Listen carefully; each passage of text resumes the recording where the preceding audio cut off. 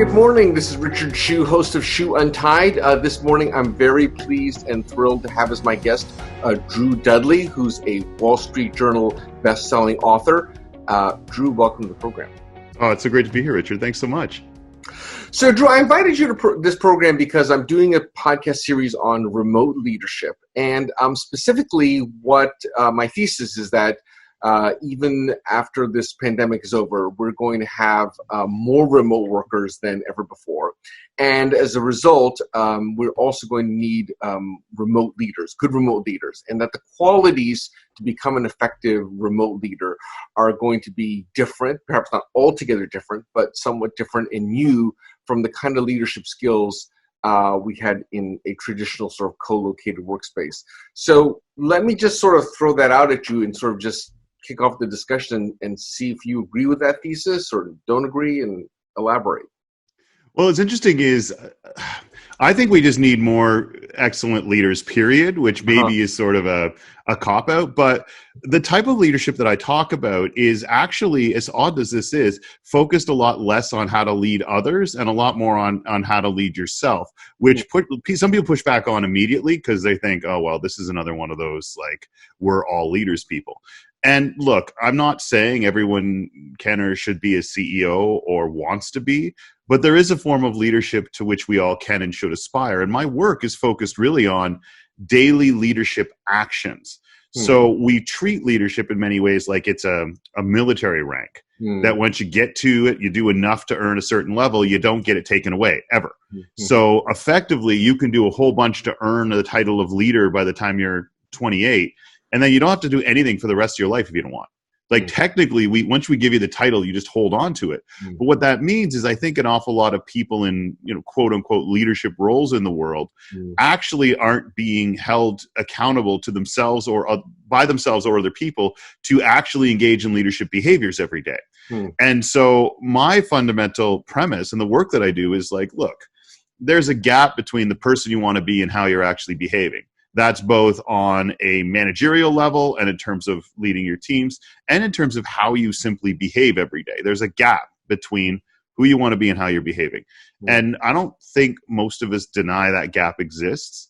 What I think we do is we rationalize it as temporary. So we say, all right, there's a gap between who I want to be as a manager and who I want to be as a father or a mother or a friend and who I want to be and how I'm actually behaving.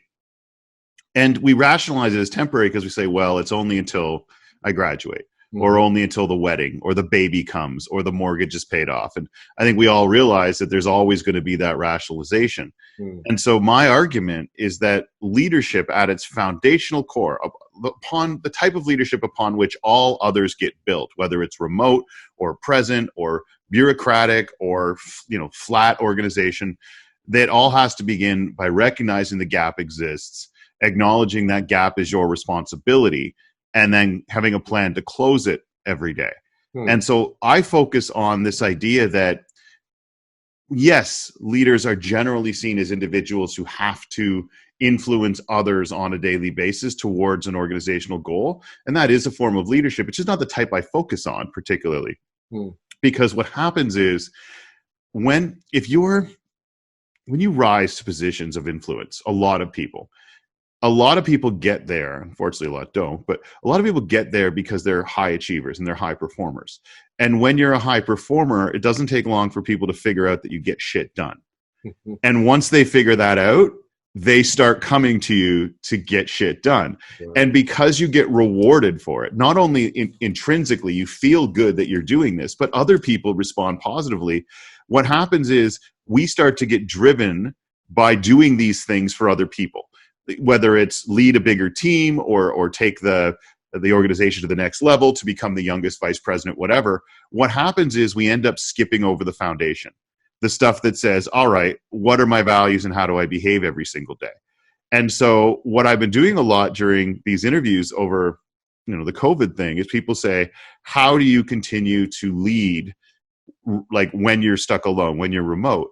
And my argument honestly is well, the funny thing about the type of leadership upon which I focus is being I don't like socially isolated. I prefer solitude. For some reason, the word solitude instead of isolation is a lot more engaging. Mm-hmm. Is there's very little that you can't do in terms of impacting other people on a daily basis, recognizing the leadership around you, acknowledging the power, the influence, and the impact of other people in your career, in your organization now, in your life historically. This doesn't change that.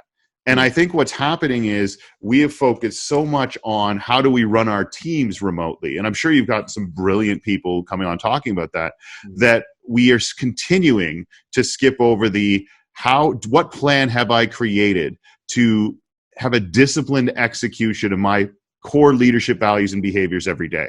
Because what I have found is the busier you are and the more people you're responsible for, the less attention you pay to consistent, and we're talking non-negotiable consistent behavior that's tied to the values you want to embody as a leader. And we skip over to, well, how are we going to lead our teams remotely? And how are we going to continue to lead where we're like this? And what is that we go back and say, well, you weren't doing daily leadership behaviors consistently anyway, because what we've done is we prioritized our to-do list over our to-be list years ago. And unfortunately, that usually is a sacrifice that the highest achievers, the richest people, the ones who tend to get invited to podcasts, we made that sacrifice, a lot of us, a long time ago, to say our to-do list drives our to-be list. And even the idea of, well, how can we lead remotely if you haven't spent this time dedicated to continuing to engage in certain personal leadership behaviors, even when you're alone, we're skipping over that anyway. So my argument is that, okay, well, when we go back, we're going to need more remote leaders. But my thing is, well, we're remote. We need more individual personal leaders now, because I think most of us are not allowing ourselves to live our values every day because we're too busy trying to figure out the to-do list of how to lead teams remotely or otherwise. I know that's a long answer, but like my leadership concept is focused entirely on, no matter how many people you have to hold accountable on a daily basis, you're the first one, and a lot of people aren't doing that. Well, what are some of the specific, you talk about this list of to do versus to be, what are some of the specific personal leadership qualities that we should be trying to do every day? Well, I think it's customized, right? When I was at the University of Toronto, what we discovered was, you know what it was? Is this really brilliant student came into my office and declared that it's a lot easier to stand up for an ideal than it is to live up to one. And I thought, that's pretty genius for a 20-year-old, but he stole it. But I used to tell my students that in leadership, you never steal an idea, you benchmark a best practice. But the idea was, all right, well, if you could pick a value that you want to live for, because we throw these values along all the time, what would it be? If you could guarantee everybody in this organization would live one every day, not the only value they live, but a guaranteed one, what would you pick? And they chose impact. And I said, okay, so impact is the to-be list you want to stand for every day. The challenge with a lot of the value words that we use is that we don't define them. And we throw them out and they sound good. So I wouldn't let my students get away with what I was doing, I knew. I said, okay, well, imagine someone brilliant walks up to you and says, I'm sorry, like English isn't my first language. Could you explain what impact means in the simplest English terms possible? Or if you really want a challenge, if you're listening to this, watching this, imagine someone walks up to you and says, English is my third language. I've never heard the word integrity before. It doesn't exist in my language. Could you explain what it means using the phrase a commitment to? And so impact is a commitment to what? Respect is a commitment to what?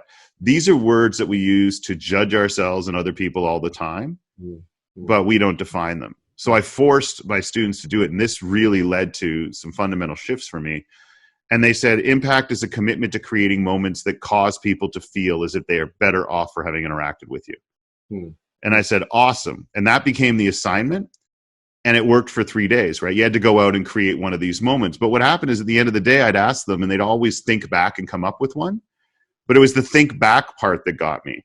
Like if you have to think back at the end of the day to try to identify a moment where you lived a value you claim to stand for, it means it wasn't a part of your decision making throughout the day because you didn't think about it till the end. They were looking back on decisions they'd already made and trying to identify moments where they'd lived this value of impact.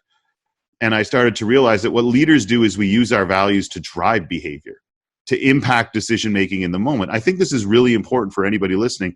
A value is only a value if it's used as criteria for decision making.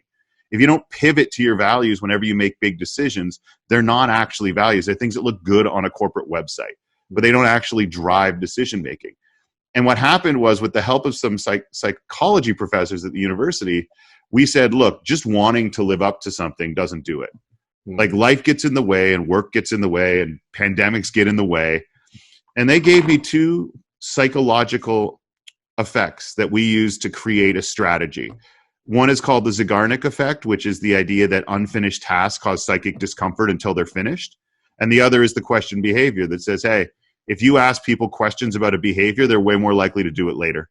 Not instructions, not goals. You just ask them questions about generosity, and they'll do something more generous later in the day. So what we did is we identified the 6 values that we wanted to define us as people, not what we wanted to look on our resume. And we came out by the end of the school year with 6 questions. 6 values: impact, growth, courage, empowerment, class, and self-respect. Those were ours. We defined them all. We attached questions to each of them, and we created the leadership test. And this is really what I try to focus on for people, because whether you're leading remotely, whether you're surrounded by 800 people a day in an office, the leadership test is the mindset that I try to teach. And you have to customize your own, but just to give you a broad overview. So I really like talking about my work, and I know you've only gotten asked 2 questions. The leadership test basically adopts this philosophy, especially for all of the super high achievers out there. Imagine if every night before you go to bed, you have to prove you deserve another day on this planet. You have to prove it. Not at the end of a quarter or a year or a 5-year strategic plan. Every single night, in order to get up the next day, you have to prove you deserve another day on the planet. To prove it, you have to pass a test. You got to get 3 questions out of 6 correct. But you're given the questions in the morning. If that was the reality of the world, those questions would be non-negotiable. They would be things that you didn't put off to get emails done or meetings done or to pick up the kids.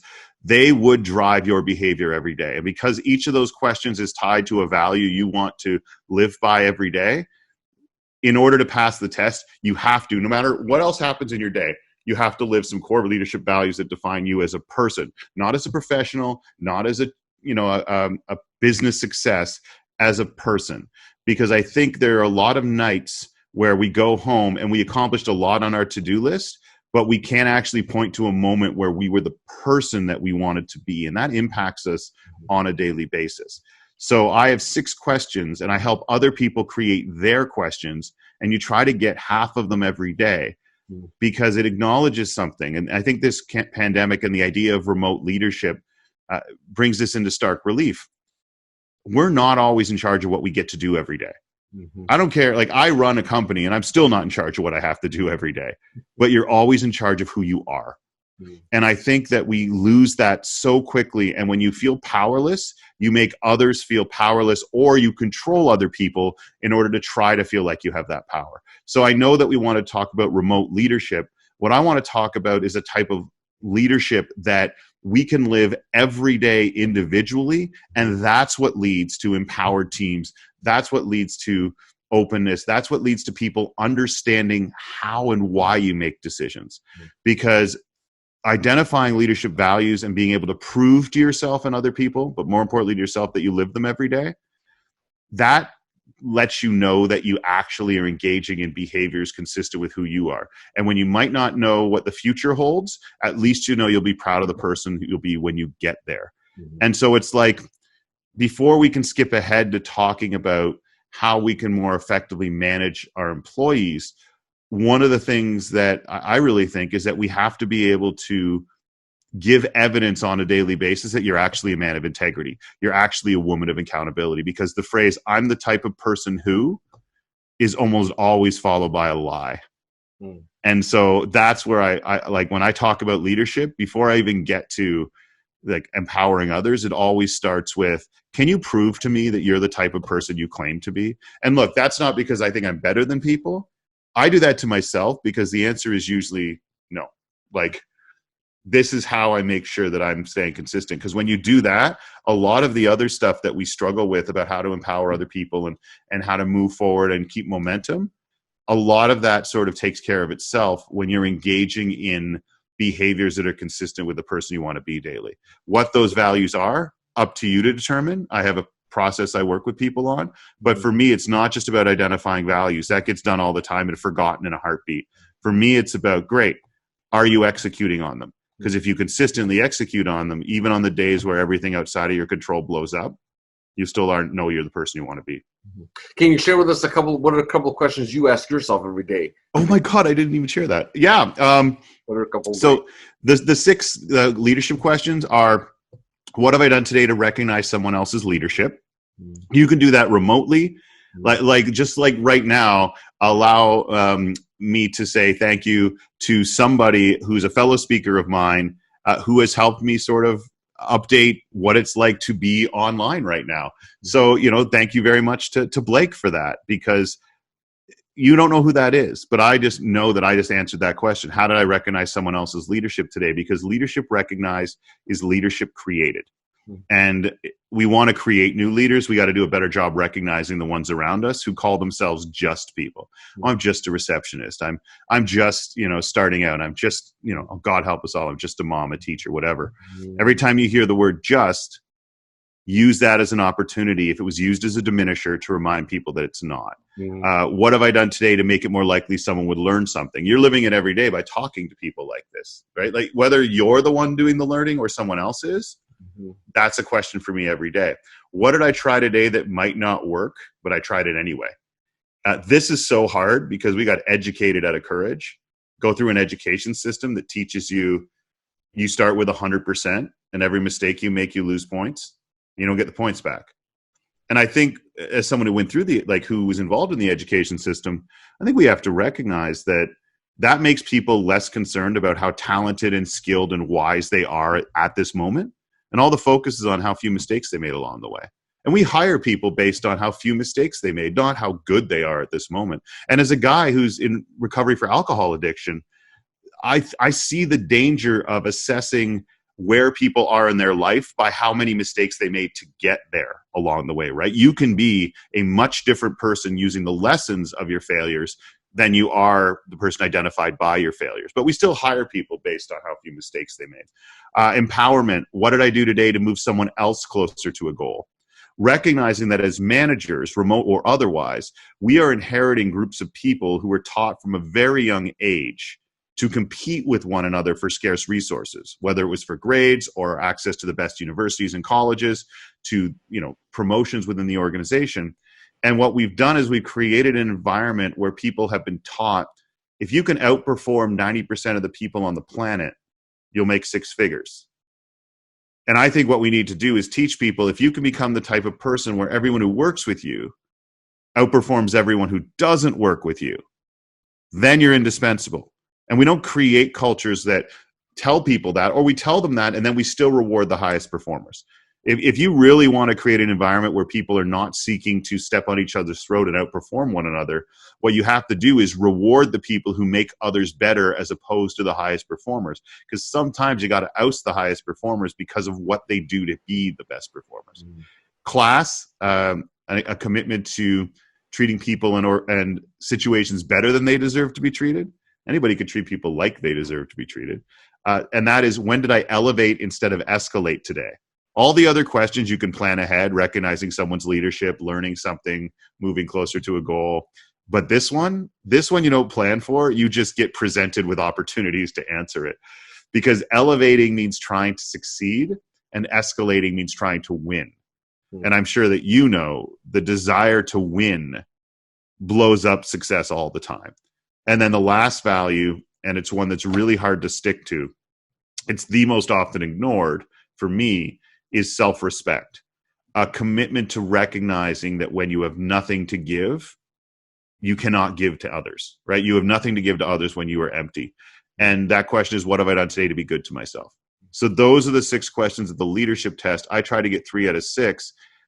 And maybe this wasn't talking a lot about remote leadership, but what I try to convince people to do is, even if all you have to connect with the outside world is a laptop or a phone, none of those 6 questions are all that much harder to answer than they were 3 months ago. Right. And so this opportunity has not slowed down my ability to engage in behaviors that I want to define me as a person and a leader. And I find that when you engage in those, business tends to go well as well. And the thing about saying these are my values, and I help people figure out what theirs are, but is that it lets other people know how you make decisions. Mm-hmm, mm-hmm. And that means they can predict how you'll make decisions. Like, look, people, like, I'm sure you work with people who don't like a lot of your decisions, Mm-hmm. and that's fine. People can not like your decisions, but what they hate is when you're inconsistent in how you make them. That drives people nuts. Mm-hmm. And so the idea of identifying, defining, surfacing, and operationalizing personal values is a form of leadership that everyone sort of skips over. Because they're given big responsibilities. And I'm not crapping on people for that. I'm just saying once you realize that you can't point to a specific moment of accountability in a given day because you weren't thinking about it, you were hoping, that I want to point out to people that you can answer these questions through your work. You don't have to do it instead of, through your work. Mm-hmm. And to me, that means that on the worst days of my career and on the worst days of my life, there's still sort of a chance to go home and say, yeah, but you know what? I got 3 of my questions today. Today sucked. I lost, but it wasn't a waste. There's a difference between losing and wasting. And to me, most days I'll lose, but I don't waste very many anymore. Do you find that those questions change over time, or have they changed over time? Without a doubt. I mean, they started as something simpler, but what happens is they evolve and become your own. Mm-hmm. And so those are relatively simple questions. But yeah, since we came up with the first 6 with the students, they have evolved over time. There's an old TED Talk where I talk about the original 6, mm-hmm. But these have evolved for me because I think you should always be going back and looking at what you want to value and what you want to put out into the world, right? Because what I wanted to put into the world when I was 25 is much different than almost 45. Mm-hmm. Words like legacy and honor play a much bigger role than they did when I was 25, when it was really about impact and, you know, the idea of changing the world. And which isn't to say I think I've become more cynical. I think everyone's become more cynical. But I do think that what it's meant is that I've started to realize that a lot of the changes I want to see in the world, I'm not going to be able to create. It's my job to try to create momentum and sort of win others over to the same mission as well.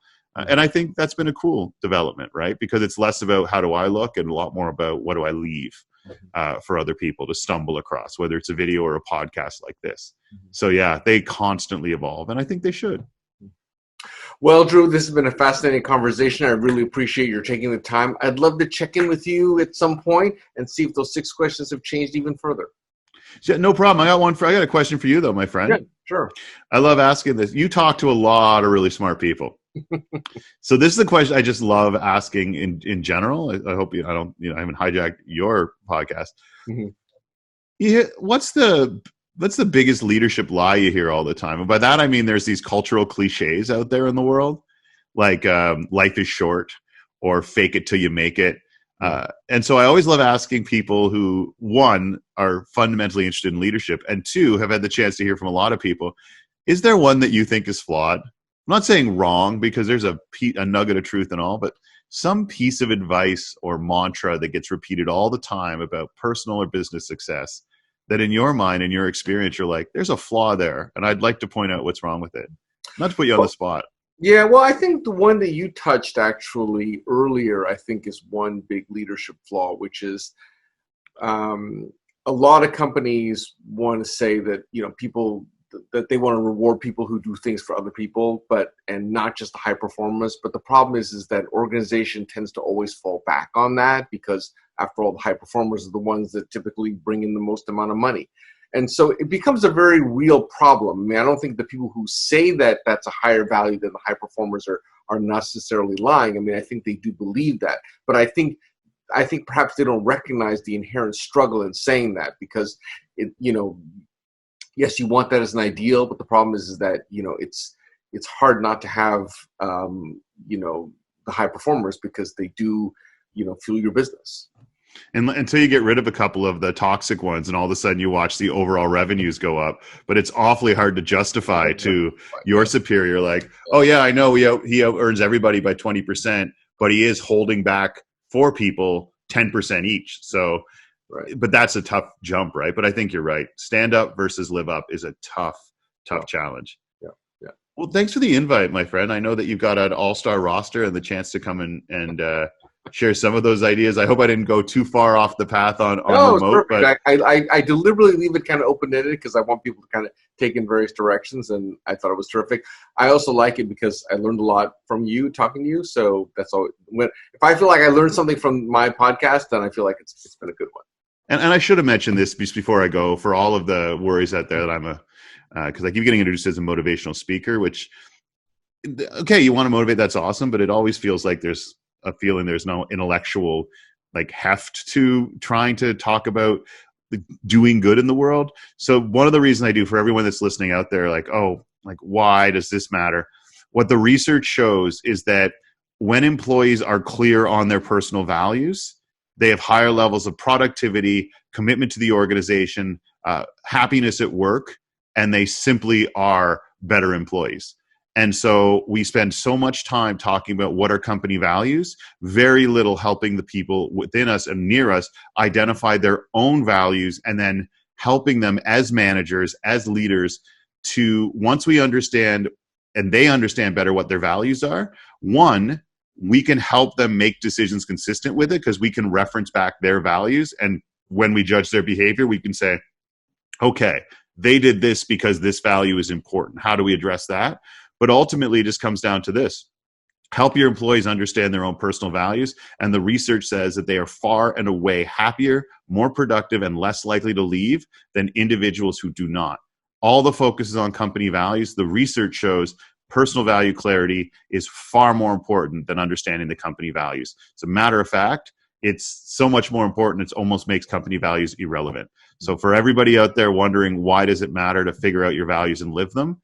Because when you do it, you can teach others to do it, and it is directly tied to profitability and happiness in the workplace. So there's the old university research guy throwing out the pie graph at the end instead of doing it off the top like I should have. All right, Drew. Well, really appreciate it, and thanks for sharing that. And again, thanks again for taking the time. Thank you so much, my friend. Take care. Keep doing what you're doing. Yeah. Bye.